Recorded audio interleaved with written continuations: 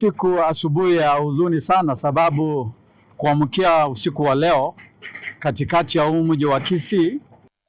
Siku njema huonekana asubuhi, ila kwa leo tarehe 29 mwezi wa Juni mwaka wa 2025 katika kaunti ya Kisii mambo si yalivyo.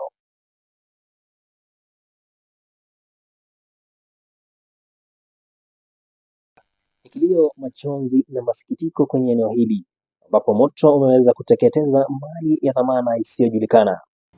Na leo usiku moto mkubwa ulitokea na umechoma na kuharibu mali ya maelfu na mamilioni ya wachuuzi hawa watenda kazi katika soko hili. Toka asubuhi nimelia sana kwa sababu mimi ndio kiongozi katika soko letu hili.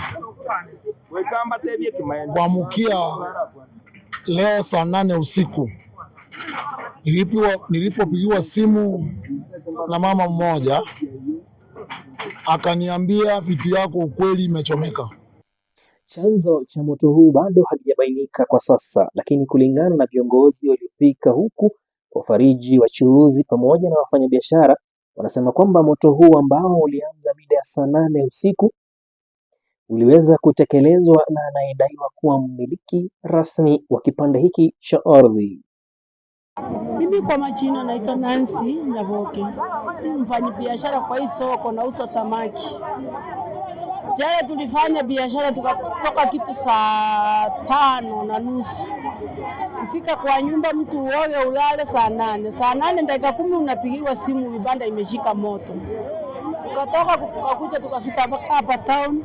Kufika town tunapata hii upande wa samaki yote imeungua kabisa, nyumba siko chini.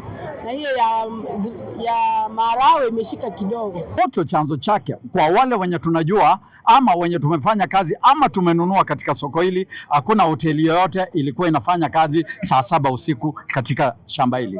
Kitu cha pili, hakuna stima, hakuna nyaya ya stima ama stima inatumika katika ploti hili kwa hao wachuuzi. So chanzo cha moto ni nini?